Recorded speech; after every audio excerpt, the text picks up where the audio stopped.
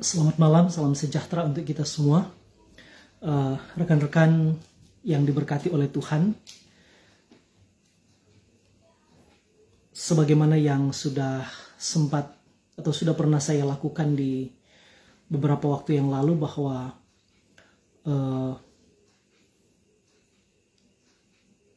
ini merupakan salah satu tanggung jawab moral saya sebagai pendeta, sebagai yang pernah belajar sedikit di Fakultas Teologi, membagikan pemahaman-pemahaman Alkitab secara khusus kepada teman-teman yang tidak pernah belajar secara formal teologi, tapi kemudian mereka menjadi pelayan khusus misalnya, atau dipercayakan untuk melayani mimbar-mimbar gereja, secara khusus di minggu yang akan berjalan mulai besok. Dan sebagaimana kita ketahui bersama bahwa mulai besok, khususnya kita warga Gemim, membaca, merenungkan, dan akan terus memberitakan setidaknya sepanjang satu minggu yang akan datang itu dari Injil Matius pasal 28 ayat 1 sampai ayat 10. Dan tema mingguan secara khusus yang diangkat dari Matius 28 itu adalah pergi dan katakanlah Yesus sudah bangkit. Ini satu tema yang sangat penting, satu tema yang sangat menarik yang diangkat oleh MTPJ dari bacaan Alkitab Matius pasal 28 ayat 1 sampai ayat 10. Saya baca untuk kita semua. Judulnya Kebangkitan Yesus. Setelah hari Sabat lewat, menjelang menyingsingnya fajar, pada hari pertama minggu itu, pergilah Maria Magdalena dan Maria yang lain menengok kubur itu. Maka terjadilah gempa bumi yang hebat, sebab seorang malaikat Tuhan turun dari langit dan datang ke kubur itu dan menggulingkannya, lalu duduk di atasnya. Wajahnya bagaikan kilat dan pakaiannya putih bagaikan salju. Dan penjaga-penjaga itu gentar ketakutan dan menjadi seperti orang-orang mati. Akan tetapi malaikat itu berkata kepada perempuan-perempuan itu, "Janganlah kamu takut. Sebab aku tahu kamu mencari Yesus yang disalibkan itu. Ia tidak ada di sini sebab ia telah bangkit. Sama seperti yang telah dikatakannya. Mari, lihatlah tempat ia berbaring. Dan segeralah pergi dan katakanlah kepada murid-muridnya bahwa ia telah bangkit dari antara orang mati. Ia mendahului kamu ke Galilea. Di sana kamu akan melihat dia. Sesungguhnya aku telah mengatakannya kepadamu." Mereka segera pergi dari kubur itu dengan takut dan dengan sukacita yang besar, dan berlari cepat-cepat untuk memberitahukannya kepada murid-murid Yesus. Tiba-tiba Yesus berjumpa dengan mereka dan berkata, "Salam bagimu." Mereka mendekatinya dan memeluk kakinya serta menyembahnya. Maka kata Yesus kepada mereka, "Jangan takut. Pergi dan katakanlah kepada saudara-saudaraku supaya mereka pergi ke Galilea, dan di sanalah mereka akan melihat aku." Teman-teman yang diberkati Tuhan, kita semua tahu bahwa kekristenan itu memiliki 5 hari raya yang penting. Yang pertama adalah hari Natal, hari kelahiran Tuhan Yesus. Yang kedua, hari Jumat Agung, hari Yesus mati. Yang ketiga, hari raya Paskah, hari Yesus bangkit dari antara orang mati. Yang keempat, hari raya kenaikan Tuhan Yesus ke sorga. Hari kenaikan Tuhan Yesus ke sorga itu bukan sekedar dia kembali ke sorga, tapi itu lebih dimengerti sebagai hari Yesus naik takhta menjadi raja di sorga dan di bumi. Lalu yang kelima itu hari Pentakosta, hari turunnya Roh Kudus, hari ketuangan Roh Kudus, hari pencurahan Roh Kudus. Dan hari Pentakosta itu, hari turunnya Roh Kudus itu juga menjadi hari lahirnya gereja. Jadi hari ulang tahun gereja, hari gereja di muka bumi ini dimulai. Nah, kita bersyukur bahwa Alkitab ketika menceritakan tentang peristiwa Paskah itu, kita tidak hanya membaca catatan-catatan sejarah, tapi kita juga boleh menarik pelajaran-pelajaran berharga, pesan-pesan kehidupan bagi kehidupan kita, bagi semua orang di segala tempat di sepanjang zaman. Rasul Paulus pernah mengatakan bahwa seandainya Yesus Kristus tidak dibangkitkan, maka sia-sialah iman kita dan sia-sialah pemberitaan kami. Saya ingin mengatakan bahwa dengan demikian, kalau Yesus Kristus tidak dibangkitkan, maka sebenarnya orang Kristen adalah orang yang paling malang di dunia ini. Kalau Yesus tidak dibangkitkan, orang Kristen itu adalah orang yang paling memalukan. Kalau Yesus tidak dibangkitkan, agama Kristen adalah agama yang paling memalukan. Kenapa? Karena mereka menaruh iman kepada pribadi yang ada di dalam kubur, kepada Yesus Kristus yang ada di dalam kubur. Andai kata Yesus tidak dibangkitkan, maka apa yang paling membuat agama Kristen dikagumi? Apa yang membuat agama Kristen menjadi agung? Apa yang membuat kekristenan menjadi begitu istimewa? Kalau Yesus tidak dibangkitkan. Maka sekali lagi saya katakan, andai kata Yesus tidak dibangkitkan, agama Kristen itu agama yang paling memalukan. Agama Kristen itu adalah agama yang paling tidak layak untuk dipertahankan. Karena apa? Karena menaruh iman, menaruh pengharapan, menaruh sukacita kepada pribadi yang mati. Maka dengan kata lain, sukacita orang Kristen itu menjadi sukacita yang palsu, sukacita yang rapuh. Pengharapan orang Kristen adalah pengharapan yang rapuh, yang memalukan. Karena kita menaruh pengharapan dan sukacita kita kepada pribadi yang mati, yang ada dalam kubur. Tapi terpujilah Tuhan Yesus Kristus, karena Dia menjadi dasar iman kita. Saudara tahu, semua pemimpin agama, mereka mati dan dikuburkan. Semua pemimpin militer yang paling hebat dalam sejarah, mereka mati dan dikuburkan. Semua nabi, mereka mati dan dikuburkan. Semua pembesar-pembesar agama apapun, mereka mati dan dikuburkan. Semua pemimpin yang paling hebat dalam sejarah, semua raja yang paling hebat, semua presiden yang paling hebat dalam sejarah, mereka mati dan dikuburkan. Dan kubur mereka masih bisa dilacak. Kita masih bisa melacak kuburnya, masih bisa menemukan jenazahnya, masih bisa menemukan bahwa kubur mereka berisi. Tapi Yesus Kristus satu-satunya yang mati, dikuburkan, tapi bangkit dari kubur. Saya pernah mengatakan bahwa membuktikan Yesus bangkit memang sulit, tapi membuktikan Yesus tidak bangkit itu jauh lebih sulit.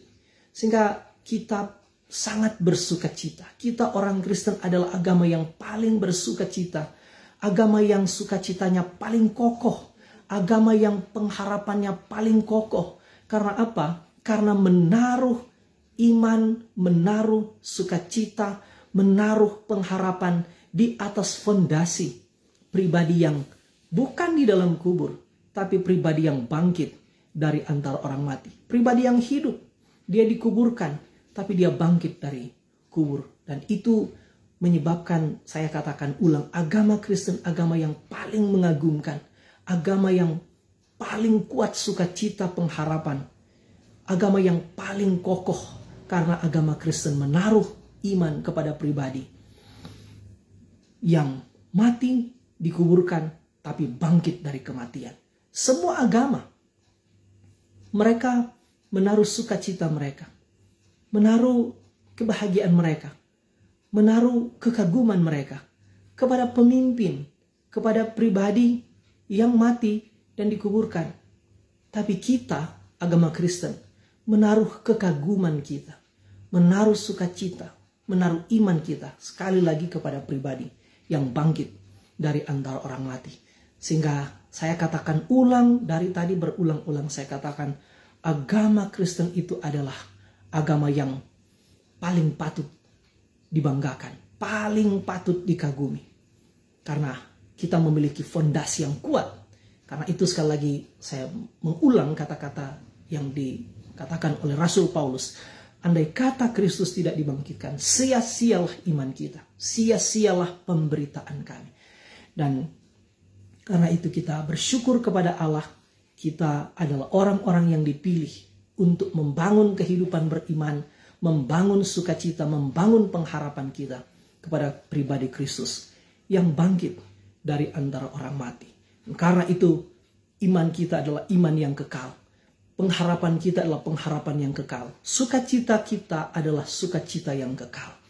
Mulai besok kita akan, secara khusus kita warga Gemim, bahkan semua gereja apapun denominasinya, dalam kalender gerejawi besok kita sekali lagi akan mengingat, merayakan, dan memberitakan berita yang paling penting dalam sejarah. Berita yang paling agung dalam sejarah, yaitu Yesus Kristus bangkit dari antara orang mati. Nah, saudara-saudara yang kekasih dalam Tuhan Yesus Kristus, di semua Injil, 4 Injil yang kita punya mencatat dengan sangat lengkap peristiwa-peristiwa yang terkait di seputar peristiwa kebangkitan Yesus Kristus. Dan secara khusus kita warga Gemim, mulai besok dan sepanjang 1 minggu ke depan kita akan membaca, merenungkan, memikirkan lebih dalam, menggumulkannya, sekaligus memberitakannya.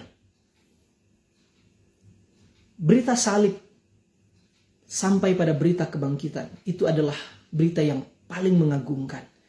Dan karena itu berita ini tidak boleh disimpan menjadi sesuatu yang kita nikmati secara pribadi atau dalam persekutuan kita, tapi menjadi berita yang harus terus disebarkan. Itulah juga sebabnya saya termasuk menggunakan media ini sebagai sarana untuk terus menceritakan perbuatan-perbuatan besar Tuhan yang agung yang telah dicatat di dalam Alkitab. Nah, di sini kita boleh belajar beberapa hal dari secara khusus Matius pasal 28. Tentu kita boleh juga mengait-ngaitkannya dengan perikop-perikop yang lain. Secara khusus peristiwa kebangkitan Yesus Kristus. Saudara-saudara, sekali lagi kita minggu ini, atau maksudnya mulai besok dan sepanjang 1 minggu membahas Matius pasal 28. Ayat 1 dikatakan, setelah hari Sabat lewat, menjelang menyingsingnya fajar. Pada hari pertama minggu itu pergilah Maria Magdalena dan Maria yang lain untuk menengok kubur itu. Nah, saudara-saudara, menarik sekali karena lagi-lagi di pasal 28 ini, di ayat awal ini memberi sorotan khusus tentang perempuan-perempuan. Memang mereka adalah perempuan-perempuan, kalau kita membaca dari perikop-perikop sebelumnya, memang mereka adalah perempuan-perempuan yang selama ini setia mengiring Tuhan Yesus. Mereka tidak hanya mengiring Yesus, mereka tidak hanya mengikuti Yesus, mereka tidak hanya setia dekat dengan Yesus. Waktu mereka melihat misalnya mujizat, bukan hanya mengikuti Yesus waktu misalnya mereka melihat Yesus misalnya dipuji, disanjung karena melakukan perkara-perkara yang begitu hebat, melakukan mujizat-mujizat yang luar biasa. Mereka tidak hanya mengiring Yesus, misalnya waktu Yesus memberi makan 5.000 orang, waktu Yesus menyembuhkan orang yang sakit, waktu Yesus membangkitkan orang mati, atau waktu Yesus melakukan pelayanan-pelayanan yang luar biasa. Mereka tidak hanya setia mengikuti Yesus, waktu Yesus dalam tanda kutip seolah-olah nampak sukses, nampak begitu luar biasa, nampak begitu populer. Tapi Alkitab mencatat perempuan-perempuan ini tetap setia mengikuti Yesus. Rasa cinta mereka terhadap Yesus itu begitu besar, sampai bahkan waktu Yesus disalibkan, mereka juga tetap ada di sana. Sementara murid-murid yang laki-laki tidak lagi tidak lagi di sekitar Yesus. Mungkin memang dalam catatan Alkitab ada satu orang yang disebut-sebut tetap setia mengikuti Yesus, yaitu Yohanes. Yohanes yang kemudian menulis Injil Yohanes, 1 Yohanes, 2 Yohanes, 3 Yohanes, dan Kitab Wahyu. Tapi yang diberi penekanan di sini adalah justru murid-murid perempuan. Para perempuan ini begitu mengagumkan. Mereka mengikuti Yesus dalam keadaan apapun. Karena kesetiaan mereka mengikuti Yesus. Bahkan sampai di sini dikatakan setelah hari Sabat lewat, mereka masih datang ke kubur itu. Saya meyakini, saudara-saudara, teman-teman, kedatangan mereka di kubur itu memang di Injil-Injil lain dikatakan mereka datang untuk mengurapi, untuk meminyaki mayat Yesus. Saya yakin yang menggerakkan mereka datang di kubur bukan karena misalnya karena tradisi, karena kebiasaan saja. Bukan. Saya yakin yang pertama-tama menggerakkan mereka datang di kubur itu adalah rasa cinta yang besar terhadap Yesus. Rasa kasih yang besar. Rasa kagum yang besar terhadap Yesus. Jadi saya katakan ulang, kekaguman mereka terhadap Kristus.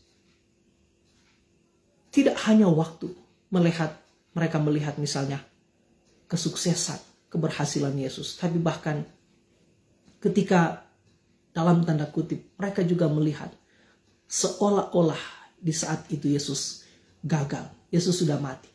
Tapi itu tidak mengurangi sukacita mereka. Dan karena itulah saya merasa bahwa kalimat yang berikut ini tidak salah. Kesetiaan mereka mengikuti Yesus. Kesetiaan mereka mengikuti Yesus di dalam segala situasi itu diperhitungkan oleh Tuhan sehingga mereka menjadi orang-orang yang pertama kali mendapat hak istimewa dari sorga.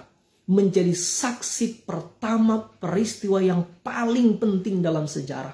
Bukan laki-laki, bukan 11 rasul itu, tapi perempuan-perempuan ini. Kenapa? Saya yakin karena kesetiaan mereka berharga di mata Tuhan. Kesetiaan mereka diperhitungkan oleh Tuhan.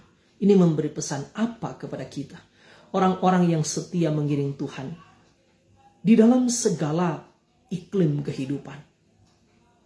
Merekalah yang akan dipermuliakan juga oleh Tuhan. Mereka tidak akan pernah disia-siakan oleh Tuhan. Kita tidak hanya mengiring Tuhan. Waktu misalnya doa-doa kita dijawab. Waktu misalnya kita dalam keadaan baik-baik saja. Waktu kita dalam kelimpahan.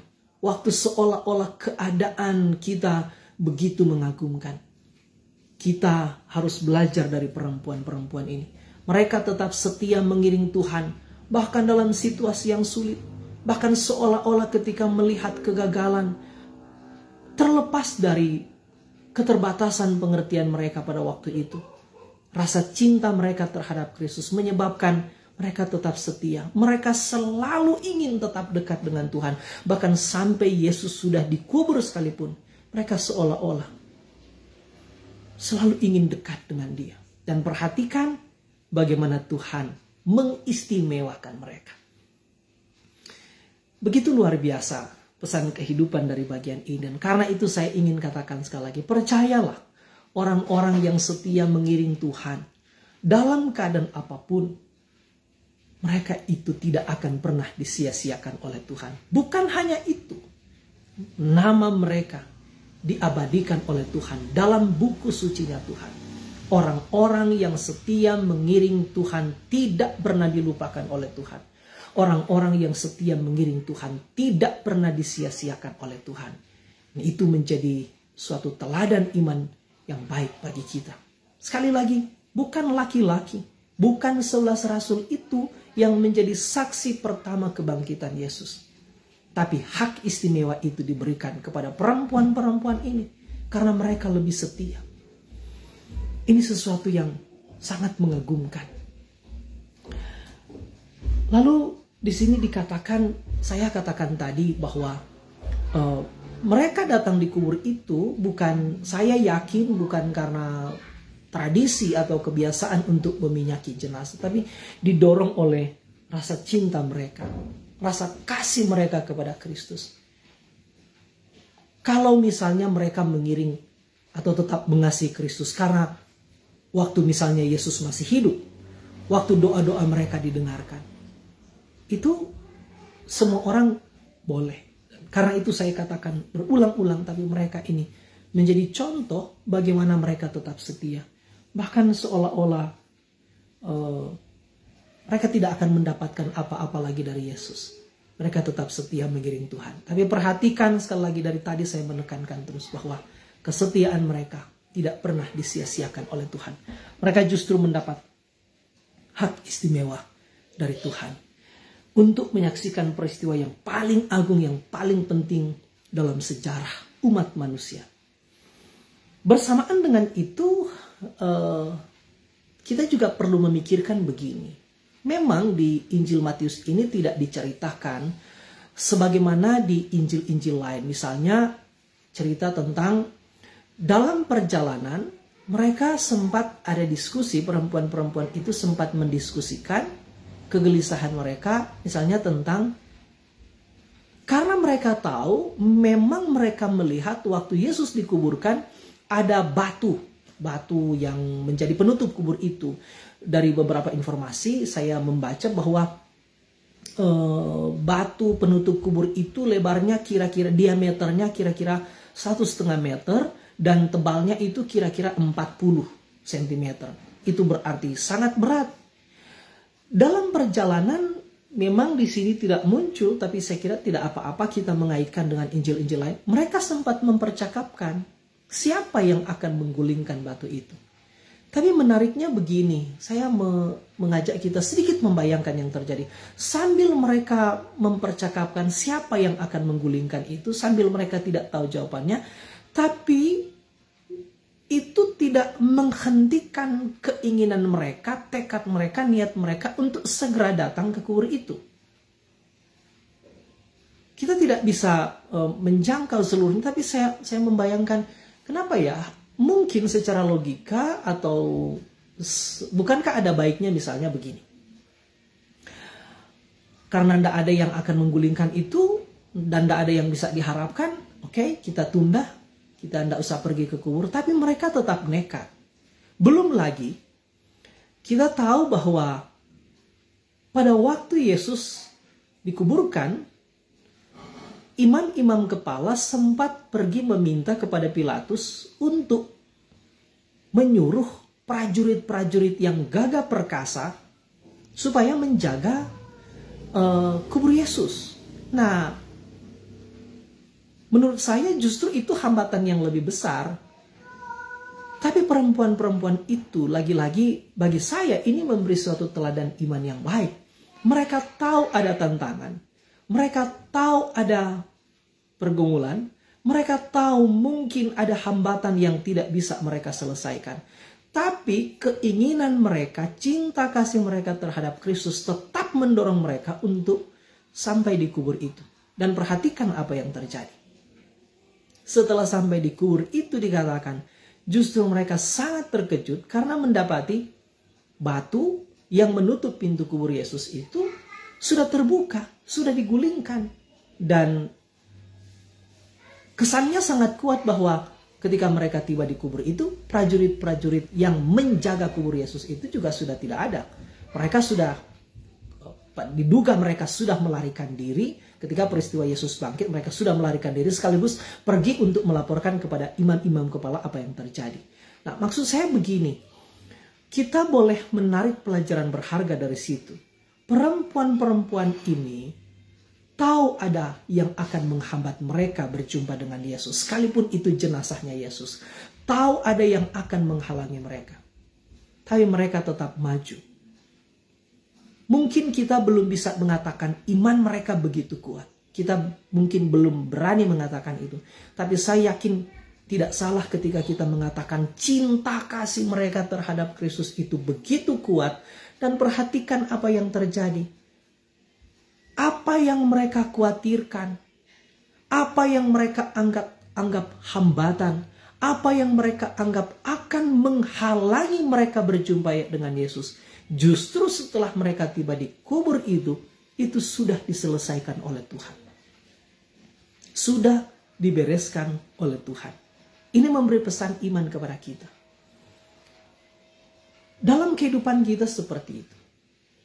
Tapi percayalah, orang-orang yang setia mengiring Tuhan, orang-orang yang setia tetap melangkah maju sekalipun tahu mengiring Tuhan ada tantangan, mengiring Tuhan ada kesulitan, mengiring Tuhan mungkin ada penghambatan-penghambatan, ada perlawanan, ada sesuatu yang mungkin akan menghalang-halangi kita. Tapi percayalah, orang-orang yang tetap setia, Tuhan akan terus memberikan kejutan-kejutan, membereskan pergumulan-pergumulan yang kadang-kadang justru bagi banyak orang menghentikan langkah. Tapi bagi kita belajar dari perempuan-perempuan itu.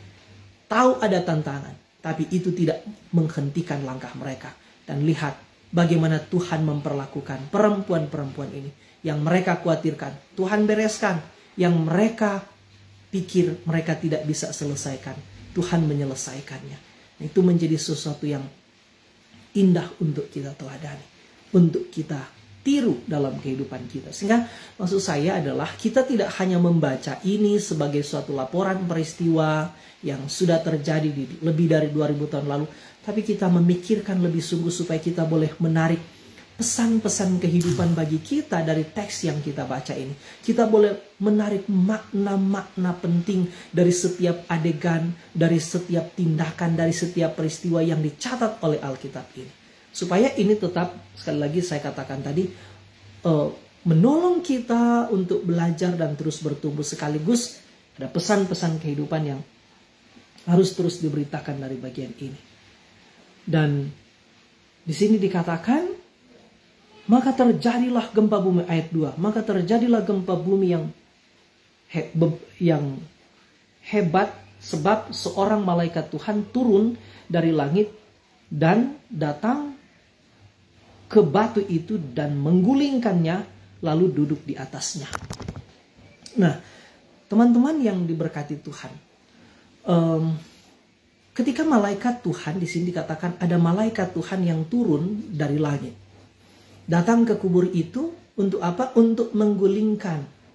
Pertanyaannya begini, kenapa harus malaikat yang menggulingkan batu itu?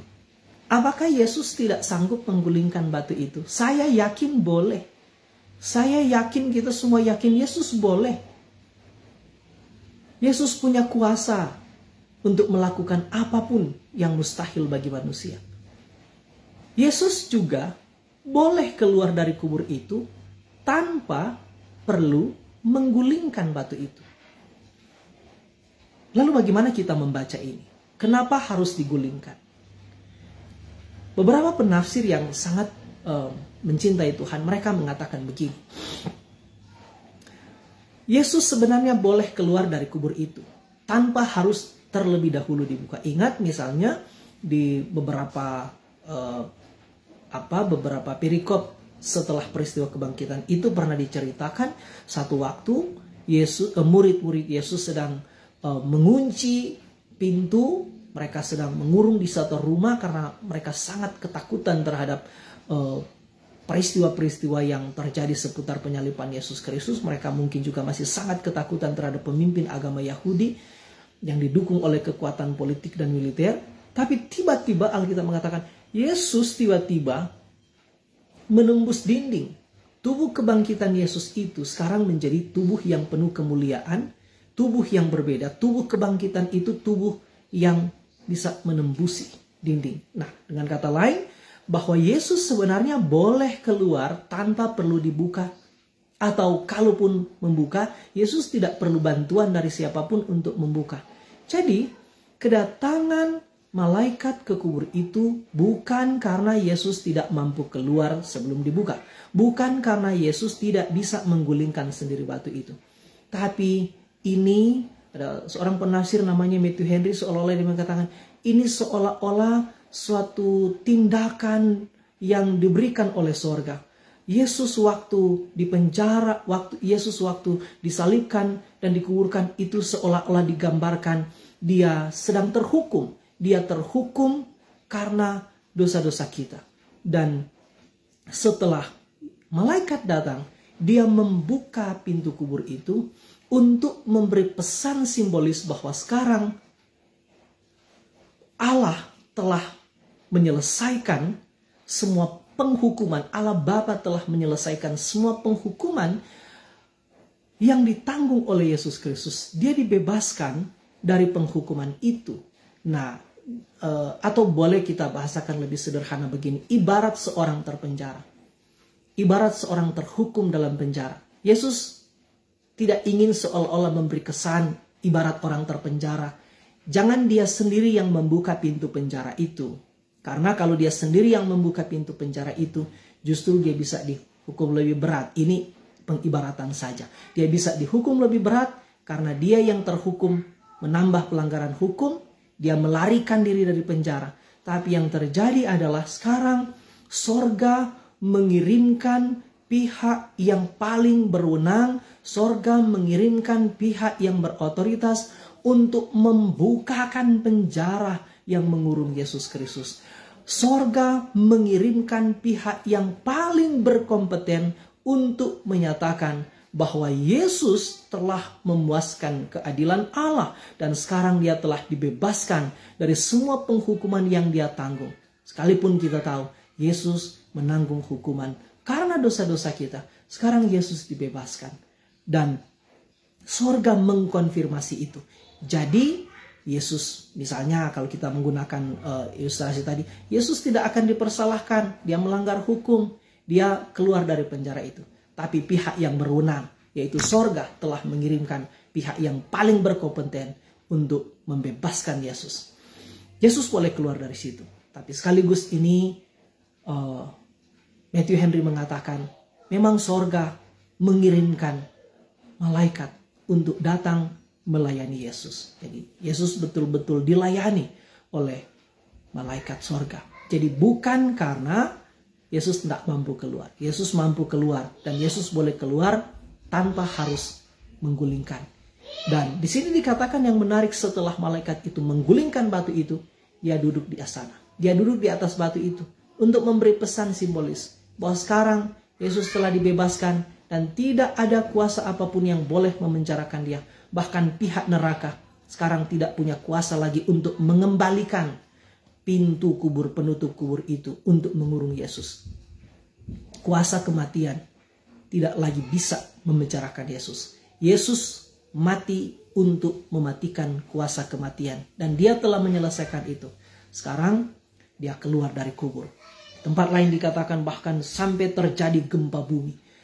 Saya membaca satu tafsiran Matthew Henry mengatakan, waktu Yesus mati terjadi gempa bumi. Gempa bumi itu seolah-olah memberi tanda bahwa bahkan bumi pun gemetar ketika melihat peristiwa kematian. Bumi pun seolah-olah bergetar-gemetar ketika akan menerima darah Yesus Kristus yang suci itu akan menetes ke dalam bumi. Sekarang bumi sekali lagi bergetar, tapi sekarang bergetar dalam sukacita karena akan melepaskan tubuh Yesus Kristus dari dalam bumi, dari dalam kuburan. Wah, ini suatu yang sangat indah. Terjadi gempa bumi, terjadi peristiwa yang ajaib dari surga, memberi pesan-pesan yang saya kira patut untuk terus kita renungkan. Nah, di sini dikatakan ketika peristiwa itu terjadi, prajurit-prajurit itu ada di sana. Pasti kita bisa menduga prajurit-prajurit yang dikirim untuk menjaga kubur Yesus itu adalah prajurit-prajurit yang gagah perkasa. Prajurit-prajurit yang tidak pernah mengenal rasa takut. Prajurit-prajurit yang tidak pernah mengalami kegentaran. Tapi tiba-tiba sekarang dikatakan di sini, bagaimana mereka tidak akan gentar? Mereka tidak akan takut. Bahkan di sini digambarkan mereka karena ketakutan menjadi seperti orang-orang mati. Mungkin maksudnya mereka pingsan karena ketakutan yang sangat hebat. Kenapa? Karena sekarang mereka melihat malaikat yang di sini digambarkan. Malaikat yang wajahnya bagaikan kilat dan pakaiannya putih bagaikan salju. Dan mereka tetap dibiarkan ketakutan. Dan tentu pada sisi lain kita juga perlu memperhatikan ini, bahwa ini terjadi sebelum perempuan-perempuan yang datang ke kubur Yesus itu tiba. Jadi sebelum perempuan-perempuan itu tiba, peristiwa malaikat datang menggulingkan kubur Yesus yang disaksikan langsung oleh prajurit-prajurit itu terjadi. Artinya bahwa memang peristiwa kebangkitan Yesus Kristus itu justru disaksikan pertama kali oleh musuh-musuh Yesus, katakanlah seperti itu. Saya membayangkan begini teman-teman, seandainya yang menjadi saksi mata pertama adalah murid-murid Yesus, lalu mereka menceritakan seterang benderang serinci-rincinya peristiwa ini, sangat mungkin orang bilang mereka omong kosong karena mereka memang memberikan pembelaan terhadap Yesus, guru mereka yang mereka kagumi, junjungan mereka. Tapi Tuhan justru melakukan di sini, Tuhan mengizinkan yang melihat pertama peristiwa itu justru adalah musuh-musuh Yesus. Dan bahkan kemudian kita bisa membaca mulai ayat 11 di Matius 28, Matius 11, prajurit-prajurit itulah yang kemudian pergi kepada imam-imam kepala menceritakan serinci-rincinya peristiwa itu. Ini sesuatu yang baik, sehingga meskipun di pasal selanjutnya kita membaca ketika imam-imam kepala mendapat laporan dari prajurit-prajurit yang gagah perkasa itu bahwa Yesus telah bangkit, maka secara hukum ini tidak bisa dibantah. Bahwa kemudian imam-imam kepala dikatakan mereka memberi sejumlah besar uang kepada prajurit-prajurit itu sebagai uang sogokan untuk menutupi berita itu. Tapi Alkitab bilang cerita ini tersiar di antara orang Yahudi sampai sekarang. Tapi jadi maksud saya, mereka secara hukum tidak bisa menolak ini. Terlepas dari mereka tidak percaya. Tapi fakta hukum mereka tidak bisa bantah bahwa Yesus benar-benar bangkit. Bahkan mereka yang diizinkan Tuhan melihat pertama kali peristiwa yang sangat penting itu. Karena itu saya katakan bahwa peristiwa ini kemudian secara sejarah bukan hanya diketahui oleh orang-orang yang mengasihi Yesus, tapi juga diketahui oleh orang-orang yang membenci Yesus. Orang-orang yang mengasihi Yesus percaya Yesus bangkit. Orang-orang yang membenci Yesus tahu Yesus bangkit meskipun mereka tidak percaya. Saya katakan ulang. Di Alkitab memberi kita keterangan.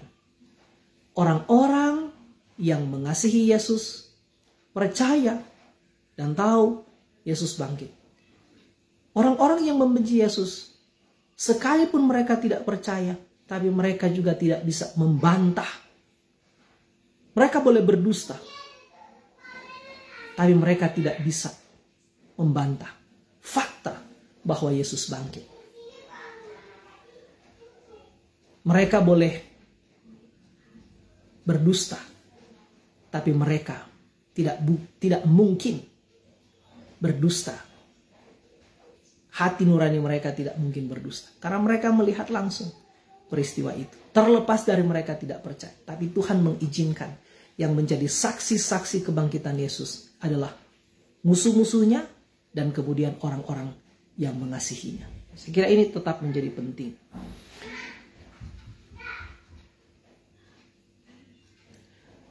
Sekalipun di sini dikatakan penjaga-penjaga itu gemetar ketakutan dan menjadi seperti orang-orang mati. Jadi mereka dibiarkan ketakutan. Saya merasa bahwa ini juga memberi pesan kepada kita. Orang-orang yang membenci Kristus akan tetap dibiarkan ketakutan. Mereka tidak akan mendapatkan penghiburan. Orang-orang yang tetap menolak Kristus bahkan sekalipun mereka telah melihat keagungan Kristus, kalau mereka tetap menolak Dia, mereka tidak akan dilepaskan dari ketakutan sampai selama-lamanya. mereka tidak akan pernah dilepaskan dari ketakutan itu. Mereka tidak akan mendapatkan sukacita. Mereka tidak akan mendapatkan penghiburan atas ketakutan mereka. Itulah yang akan terjadi sampai pada akhir zaman. Orang-orang yang tetap menolak Yesus Kristus. Saya yakin itu pesannya. Karena kemudian bandingkan dengan ketakutan yang dialami oleh perempuan-perempuan itu ketika mendapati kubur Yesus sudah kosong dan mereka mendengar kabar dari malaikat Yesus bangkit. Jadi para prajurit itu ketakutan, murid-murid Yesus perempuan ini juga ketakutan. Tapi perhatikan bagaimana tanggapan Tuhan terhadap ketakutan mereka. Para musuh-musuh Yesus, orang-orang yang tetap menolak Yesus, sekalipun mereka dengan mata kepala sendiri telah melihat betapa agungnya peristiwa itu, mereka tidak mendapat penghiburan. Tapi perhatikanlah perempuan-perempuan itu. Mereka datang dan mereka juga diliputi ketakutan. Tapi bagaimana tanggapan Tuhan melalui malaikat? Mereka mendengar kabar yang indah. Janganlah kamu takut. Kenapa janganlah kamu takut itu tidak juga dikatakan kepada prajurit-prajurit itu? Karena itu yang saya katakan tadi. Ini sebenarnya juga memberi pesan simbolis. Orang-orang yang menolak Kristus. Biarlah mereka tetap dalam ketakutan. Biarlah mereka tidak akan mendapat penghiburan. Biarlah mereka akan tetap dalam ketakutan sampai selama-lamanya, sampai di hari penghakiman Tuhan. Tapi orang-orang yang mencintai Kristus, ketakutan mereka akan dipulihkan. Ketakutan mereka akan diubahkan. Mereka akan mengalami ketakutan diganti dengan sukacita. Ketakutan diganti dengan kegembiraan. Ketakutan diganti dengan penghiburan. Itulah yang hendak dipesankan juga oleh bagian ini. Maka bersukacitalah, percayalah. Iman kita kepada Kristus tidak pernah sia-sia. Tuhan tidak pernah menyia-nyiakan orang-orang yang tetap mencintai Tuhan. Orang-orang yang tetap setia mengasihi Tuhan. Di sini juga dikatakan setelah perempuan-perempuan itu datang, mereka mendapati batu itu sudah terguling. Kalau di Injil-Injil yang lain juga dikatakan seperti itu. Tapi mari kita memperhatikan lebih teliti begini. Apakah setelah perempuan-perempuan itu mendapati batu sudah terguling, kubur sudah kosong, apakah mereka otomatis langsung tahu atau otomatis langsung percaya atau otomatis langsung menyimpulkan bahwa Yesus sudah bangkit, Yesus hidup kembali? Tidak. Alkitab tidak mengatakan itu. Kenapa? Nah, ini penting untuk kita pikirkan karena memang Alkitab mengkonstruksi iman. Alkitab ingin membangun pemahaman bahwa perempuan-perempuan itu tidak segera, tidak langsung menyimpulkan kebangkitan Yesus berdasarkan fakta kubur kosong, fakta bahwa penutup batu itu sudah terguling. Jadi saya yakin memang Alkitab sengaja mengajar kita, menolong kita memperhatikan lebih teliti. Secara sistematika ini juga memberi pesan-pesan penting. Sekali lagi saya ingin katakan bahwa karena memang Alkitab tidak ingin mengkonstruksi iman kita berdasarkan pada kubur kosong, tapi pada pribadi Kristus yang bangkit. Mereka, kapan mereka tahu? Kapan mereka menyimpulkan? Kapan mereka percaya bahwa Yesus bangkit? Pertama, waktu mereka mendengar berita dari malaikat. Yang kedua, waktu mereka berjumpa langsung dengan Yesus Kristus. Jadi mereka tidak segera menyimpulkan kebangkitan Kristus pada kubur kosong. Jadi kebangkitan Yesus Kristus dibuktikan dengan kubur kosong. Tapi kubur kosong tidak bisa jadi bukti tunggal bahwa Yesus bangkit. Nah, karena itu saya pernah mengatakan begini kepada guru-guru sekolah minggu atau juga tentu kepada kita semua. Hati-hati ketika menyanyi atau mengajarkan lagu-lagu kepada anak-anak sekolah minggu. Misalnya kita ingat ada lagu kubur kosong membuktikan dia hidup. kubur kosong tidak membuktikan Yesus hidup. Tapi Yesus hidup dibuktikan salah satunya oleh kubur kosong. Maksudnya begini.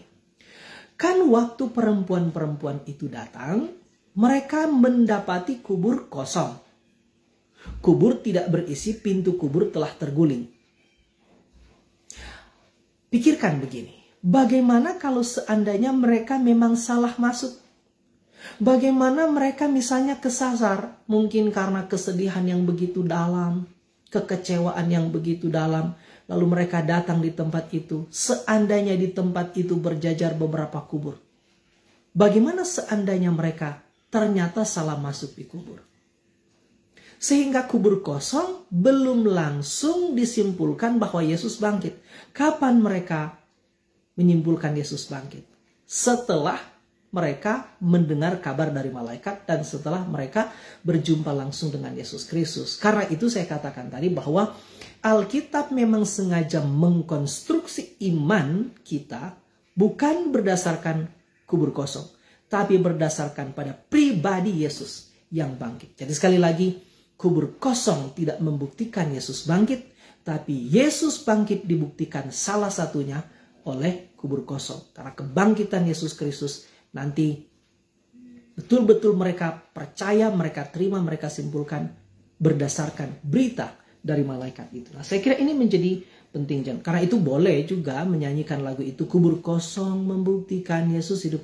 Boleh, tapi segera diikuti dengan keterangan-keterangan, dengan tambahan-tambahan penjelasan.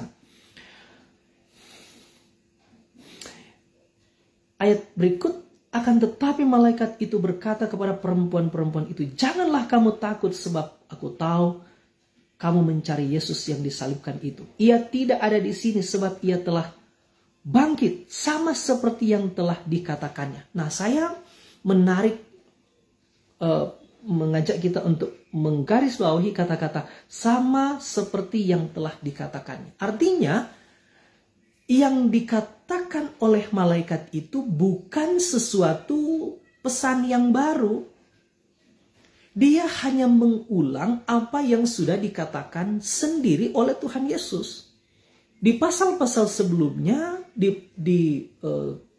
beberapa waktu sebelum Yesus mati dan dikuburkan, Yesus sudah pernah memberitahu bahwa dia memang akan menderita, dia akan mati, tapi sesudah 3 hari dia akan bangkit. Sehingga kata-kata malaikat ini tinggal mengkonfirmasi ulang apa yang sudah dikatakan. Jadi berita kebangkitan Yesus sekali lagi adalah berita yang sudah diberitahu oleh Yesus terlebih dahulu. Sehingga dia mempertegas, ia tidak ada di sini sebab ia telah bangkit, sebab sama seperti yang telah dikatakannya. Sama seperti yang telah dikatakan. Jadi sekali lagi saya katakan, malaikat ini tidak memberikan firman yang baru. Malaikat ini hanya mengulang, hanya seolah-olah mengingatkan ulang kata-kata Yesus. Hanya memberitahukan ulang apa yang sebenarnya sudah disampaikan oleh Tuhan Yesus sendiri. Mari lihatlah tempat ia berbaring. Dan segera pergi dan katakanlah kepada para murid, pergi dan katakan kepada murid-muridnya bahwa ia telah bangkit dari antara orang mati. Ia mendahului kamu ke Galilea, di sana kamu akan melihat dia. Sesungguhnya aku telah mengatakannya kepadamu. Sesudah malaikat itu menunjukkan bahwa kubur Yesus benar-benar kosong, Yesus tidak ada lagi di situ, entah kemana Yesus tidak ada lagi di situ. Tapi memang kita perlu, teman-teman perlu terus menekankan bahwa kenapa malaikat yang harus memberitahu ini. Nah, kita ingat waktu Yesus lahir, Tuhan menyuruh malaikat untuk memberitahukan peristiwa suci kelahiran Yesus. Waktu Yesus bangkit, Tuhan menyuruh malaikat untuk memberitahukan peristiwa suci kebangkitan Yesus. Kenapa? Karena ini peristiwa yang paling penting. Ini peristiwa yang tiada taranya. Ini peristiwa yang Tidak ada satu orang pun yang memenuhi kualifikasi dari sorga. Karena itu Tuhan harus mengirim malaikat langsung untuk memberitahukan ini. Malaikat memang sengaja diutus untuk memberitahukan ini, karena saya katakan ulang, tidak ada lagi pihak yang memenuhi kualifikasi untuk memberitakan ini. Yesus yang lahir, datang malaikat memberitakan. Yesus yang bangkit, datang malaikat untuk memberitakan peristiwa yang paling penting ini. Lalu hal menarik yang kita perhatikan di sini adalah setelah malaikat itu memberikan kata-kata yang sangat menghibur, jangan takut. Kenapa? Karena memang mereka sedang dalam ketakutan waktu itu. Dan Tuhan tahu mereka harus dihiburkan dengan kata-kata yang indah. Jangan takut. Aku tahu kamu mencari Yesus yang dikuburkan. Dia tidak ada di sini sebab ia bangkit. Lihat tempat dia berbaring. Tapi tidak hanya sampai di situ. Sekarang setelah mereka melihat langsung fakta kebangkitan Yesus Kristus, mendengar langsung dari pihak yang paling berkompeten, dari malaikat, bahwa Yesus telah bangkit, mereka sekarang mendapat mandat dari sorga. Mereka sekarang mendapat perintah dari sorga melalui malaikat. Dan sekarang segeralah pergi. Segeralah pergi dan katakanlah kepada murid-muridnya bahwa ia telah bangkit dari antara orang mati. Kebangkitan Yesus Kristus itu adalah peristiwa yang paling menggembirakan. Peristiwa yang paling memberi sukacita. Tapi itu tidak boleh dinikmati sendiri. Berita itu harus disampaikan. Tidak boleh ditunda-tunda. Segera pergi dan katakan kepada murid-murid. Maka sekarang perempuan-perempuan ini seolah-olah menjadi rasul dari para rasul. Mereka sekarang diutus oleh sorga untuk menjumpai para rasul. Jadi sekali lagi saya katakan, perempuan-perempuan ini menjadi rasulnya rasul. Rasul dari para rasul. Mereka diutus oleh Tuhan untuk memberitahu. Tapi kata-kata yang di sini penting. Segera pergi. Pergi. Beritakan kepada murid-murid bahwa Yesus sudah bangkit. Nah, ini juga memberi pesan kepada gereja. Gereja harus menganggap penting pekerjaan-pekerjaan penginjilan. Pekerjaan-pekerjaan pemberitaan tentang Kristus. Itu bukan suatu pekerjaan yang ditunda-tunda. Pekerjaan pemberitaan Injil adalah pekerjaan yang harus dilakukan dan harus segera dilakukan. Gereja tidak boleh mencari-cari alasan untuk menunda-nunda kerja-kerja penginjilan. Gereja tidak boleh mencari-cari alasan untuk membenarkan bahwa pekerjaan-pekerjaan penginjilan itu boleh ditunda-tunda. Kita tidak pernah tahu berapa lama lagi kita ada di muka bumi ini. Kita tidak tahu berapa lama lagi gereja dibiarkan, diizinkan Tuhan ada di muka bumi ini. Gereja harus tetap menyadari bahwa tugas utamanya adalah memberitakan Injil. Gereja tidak boleh menunda kerja-kerja penginjilan. Gereja tidak boleh mengabaikan kerja-kerja penginjilan. Gereja tidak boleh menganggap kerja-kerja penginjilan itu sebagai pekerjaan sampingan. Gereja yang tidak memberitakan Injil sebenarnya bukan gereja. Tapi dia mungkin hanya organisasi sosial. Dia tidak ada bedanya dengan organisasi sosial biasa, tapi dia bermerek gereja. Gereja yang sejati adalah gereja yang memberitakan Injil. Di sini dikatakan, pergi, segera pergi dan katakan kepada murid-muridnya bahwa ia telah bangkit dan ia mendahului kamu ke Galilea. Kenapa di Galilea? Galilea itu saya baca di informasi jaraknya dari Yerusalem, kan peristiwa di Yerusalem. Jaraknya itu kira-kira 120 sampai 160 km dari Yerusalem. Jauh. Kenapa perjumpaan Yesus dengan murid-murid harus terjadi di Galilea, tempat yang jauh dari Yerusalem? Beberapa penafsir mengatakan Yesus juga sangat memaklumi keadaan dari murid-muridnya. Mereka sedang dalam ketakutan dan tempat di Yerusalem itu masih sangat berbahaya untuk sampai pada waktu itu. Masih sangat mencekam, masih sangat membahayakan murid-muridnya. Karena itu Yesus ingin perjumpaan dan ada hal-hal yang memang harus Yesus persiapkan kepada murid-muridnya Karena itu Yesus seolah-olah sengaja menarik mereka dari tempat yang untuk sementara sangat membahayakan murid-muridnya.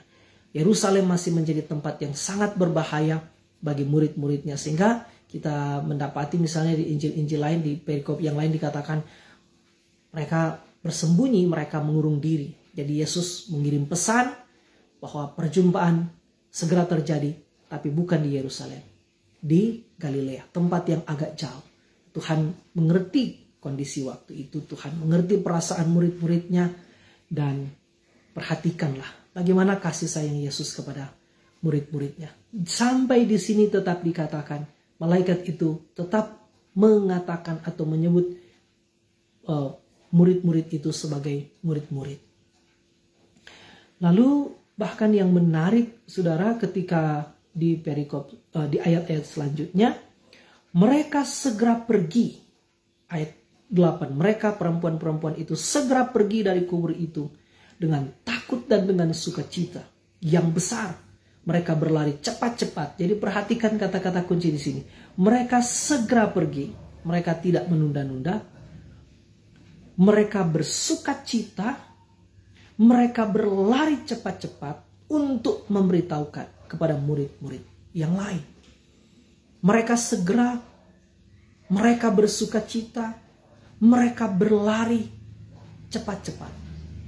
Ini seharusnya menjadi contoh, menjadi teladan bagi gereja, bagi orang-orang Kristen, memiliki antusias yang besar untuk memberitakan Injil.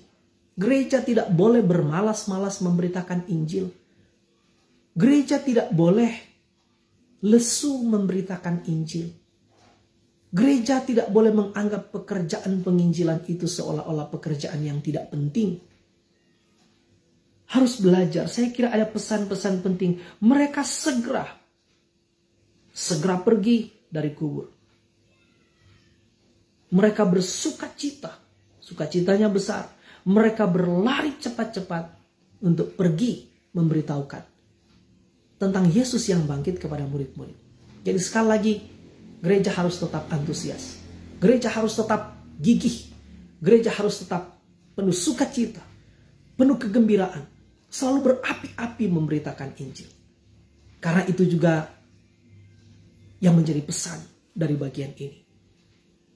Bagaimana dengan kehidupan gereja kita? Apakah penginjilan masih menjadi suatu program yang paling penting di dalam gereja? Apakah penginjilan masih menjadi pekerjaan yang paling mendasar dalam gereja? Ataukah jangan-jangan pekerjaan-pekerjaan penginjilan itu tidak dianggap lagi penting dalam gereja? Gereja yang tidak memberitakan Injil, perlahan-lahan gereja itu akan mati. Gereja yang tidak memberitakan Injil, perlahan-lahan gereja itu akan ditutup. Penginjilan harus menjadi visi besar gereja. Karena itulah tujuan utama gereja ada di muka bumi ini. Penginjilan bukan memaksa orang untuk mengikut Kristus. Penginjilan juga bukan membujuk orang untuk mengikut Kristus. Penginjilan adalah memberitahu dengan sukacita bahwa Yesus Kristus adalah Tuhan dan Juru Selamat. Bahwa Yesus Kristus mati atas dosa-dosa kita. Yesus Kristus mati untuk menanggung hukuman yang harusnya kita tanggung. Yesus Kristus mati untuk menanggung penderitaan yang harusnya kita tanggung. Tapi Yesus telah bangkit untuk membenarkan kita. Ini adalah berita yang indah. Penginjilan bukan memaksa orang untuk mengikut Kristus. Penginjilan bukan memaksa, sekaligus bukan membujuk. Bukan memaksa, bukan membujuk. Jadi apa? Penginjilan adalah memberitahu dengan penuh cinta kasih kepada semua orang. Gereja tidak boleh malu, gereja tidak boleh takut, gereja tidak boleh menunda-nunda. Saya pernah mendengar kata-kata dari Pak Pendeta Stephen Tong bilang begini, seorang penginjil harus seperti singa. Singa adalah gambaran dari binatang yang tidak pernah takut kepada apapun. Tapi juga kita tahu singa adalah binatang yang sangat berhati-hati. Dia tidak ceroboh, dia tidak gegabah. Dia selalu menunggu kapan waktu yang tepat untuk menyerang, untuk menerkam. Sehingga sekali dia menyerang, sekali dia menerkam, selalu tepat sasaran. Ini kalau boleh kita menggunakan bahasa, ini hikmat, ini kebijaksanaan. Maka maksudnya begini, gereja juga begitu. Tidak boleh takut, tidak boleh gentar, tetapi juga tidak boleh gegabah, tidak boleh juga ceroboh. Gereja harus berani memberitakan Injil, tapi gereja juga tidak boleh ceroboh. Gereja juga tidak boleh gegabah. Gereja perlu keberanian, perlu api dari sorga untuk memberitakan Injil, tapi juga perlu hikmat kapan itu harus dilakukan. Dan kita harus tetap menganggap ini sesuatu yang penting. Tugas gereja adalah memberitakan Injil dengan setia. Pertobatan adalah tindakan supranatural Allah. Tugas gereja adalah memberitakan Injil. Tuhanlah yang akan mempertobatkan orang. Rasul Paulus pernah katakan begini, Paulus menanam, Apolos menyiram, tapi Allah yang memberi pertumbuhan. Yang penting bukan yang menanam atau yang menyiram, tapi yang penting adalah yang menumbuhkan. Pertobatan itu adalah tindakan supranatural Allah, tetapi melalui orang-orang yang menanam dan menyiram. Bagaimana kita mengharapkan pertobatan kalau tidak ada penginjilan? Bagaimana kita mengharapkan pertobatan kalau gereja tidak mementingkan pekerjaan-pekerjaan penginjilan? Karena itu saya berulang-ulang mengatakan, termasuk di dalam mimbar-mimbar gereja. Apakah mimbar-mimbar gereja tinggal menjadi tempat untuk menceritakan kisah-kisah sukses? Apakah pengkhotbah-pengkhotbah yang berdiri atas mimbar gereja jangan-jangan seolah-olah telah menjadi seorang motivator dan bersaing dengan para motivator yang muncul di layar TV? Apakah mimbar-mimbar gereja masih tetap digunakan sebagai sarana penginjilan? Menegur dosa sekaligus menuntut pertobatan. Mengecam dosa sekaligus memanggil orang untuk bertobat menerima Kristus. Ini harus menjadi pekerjaan yang vital di dalam gereja. Tugas kita adalah memberitakan Injil dengan setia. Kalau orang yang kita injili tidak bertobat, kita tidak boleh merasa gagal. Karena memang tugas kita adalah memberitakan Injil. Tuhanlah yang akan mempertobatkan orang. Tapi tentu kita tidak boleh juga mengatakan begini, oh, yang penting saya sudah memberitakan, terserah dia bertobat atau tidak. Akhirnya kita menjadi masa bodoh. Tidak. Mark Dever pernah mengatakan begini, memang pertobatan adalah tindakan supranatural Allah. Tapi gereja juga harus sebaik-baiknya, sesungguh-sungguhnya, dengan seluruh sumber daya, dengan seluruh tekad, dengan seluruh semangat, dengan seluruh kekuatannya, harus dengan gigih, bersungguh-sungguh, berapi-api memberitakan Injil. Ketika ada orang-orang yang kita injili akhirnya tidak bertobat, Mark Dever mengatakan, kita tidak boleh kecewa. Mark Dever ketika menulis satu buku yang bagus, judulnya 9 Tanda Gereja yang Sehat. Dia mengatakan begini, kegagalan penginjilan tidak terletak pada saat orang yang kita injili tidak bertobat. Tapi kegagalan penginjilan terletak pada saat kita tidak lagi setia memberitakan Injil. Sekali lagi saya mengutip kata-kata Mark Dever. Kegagalan penginjilan tidak terletak pada saat orang yang kita injili tidak bertobat. Tapi kegagalan penginjilan terletak pada saat kita tidak lagi setia memberitakan Injil. Kalau kita melihat penginjilan seperti itu, maka penginjilan tidak akan dianggap beban, tapi penginjilan dianggap suatu pekerjaan yang menyenangkan. Karena tugas kita, beritakan saja dengan penuh cinta kasih. Tuhanlah yang akan mempertobatkan orang. Tuhan boleh menyuruh malaikat. Tuhan tidak memerlukan kita. Tuhan tidak memerlukan gereja. Tapi Tuhan telah memberikan kepercayaan kepada gereja. Tuhan sama dengan bacaan kita. Tuhan boleh menyuruh malaikat untuk memberitakan Injil. Tanpa gereja, malaikat boleh diutus. Tanpa hamba-hamba Tuhan, malaikat boleh diutus. Sehingga kalau gereja kemudian memberitakan Injil, itu apa? Itu adalah kehormatan dari Tuhan. Maka sekarang pertanyaan bagi kita, apakah penginjilan saudara anggap beban atau kehormatan? Berdasarkan ayat-ayat ini saya menganggap penginjilan itu adalah kehormatan. Karena sekali lagi berulang-ulang saya katakan, untuk memberitakan Injil.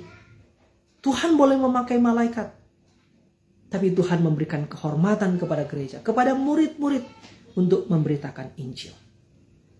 Tiba-tiba Yesus berjumpa dengan mereka dan berkata, "Salam bagimu."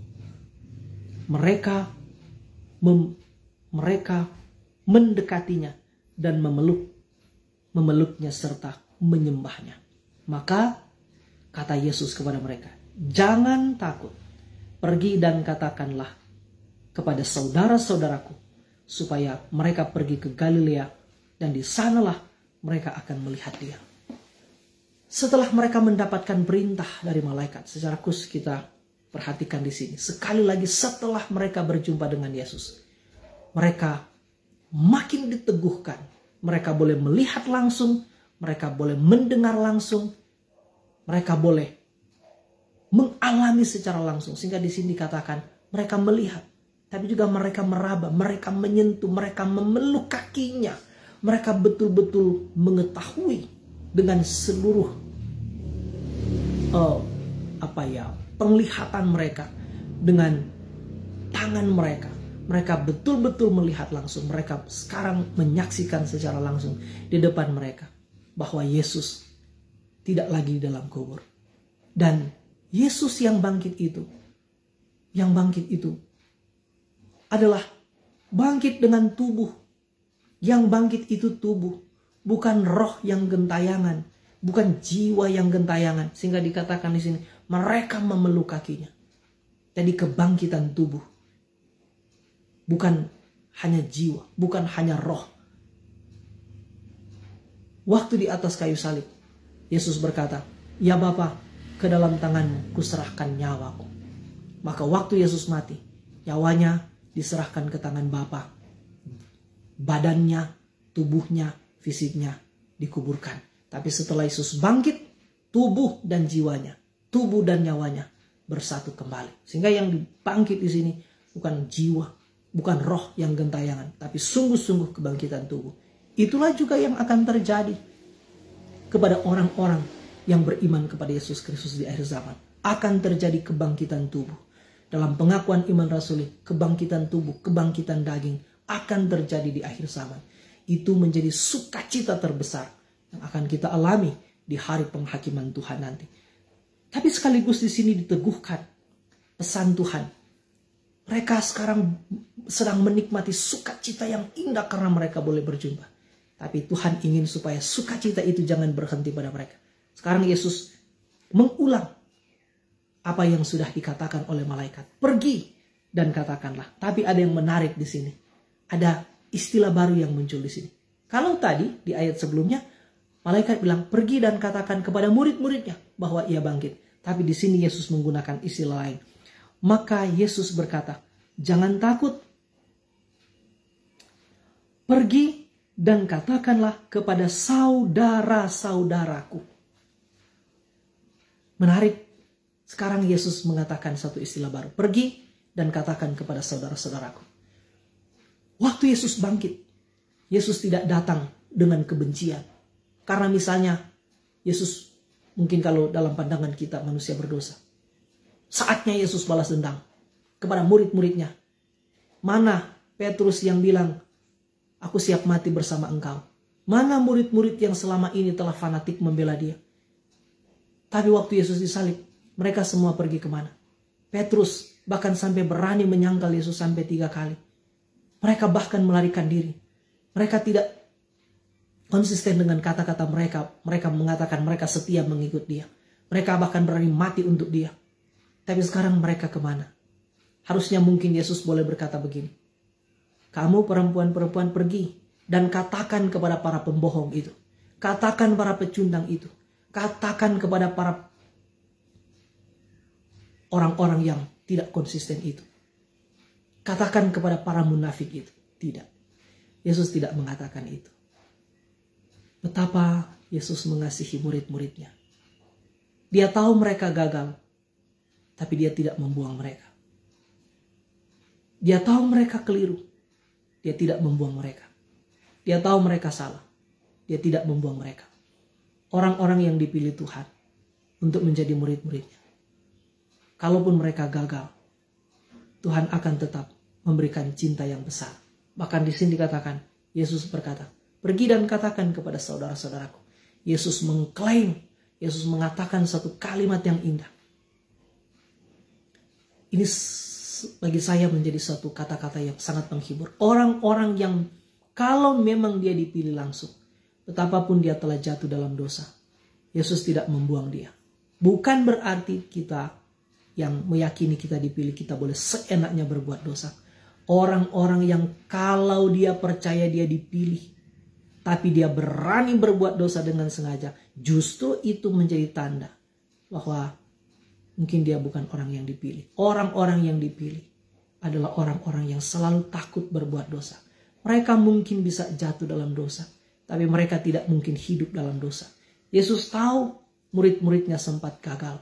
Yesus tahu murid-muridnya sempat jatuh. Tapi karena memang mereka telah dipilih, mereka telah ditetapkan menjadi murid-muridnya, dia tetap mengasihi mereka. Sehingga dia menggunakan istilah yang bagus, yang agung sekali. Pergi dan katakan kepada saudara-saudaraku bahwa aku telah bangkit.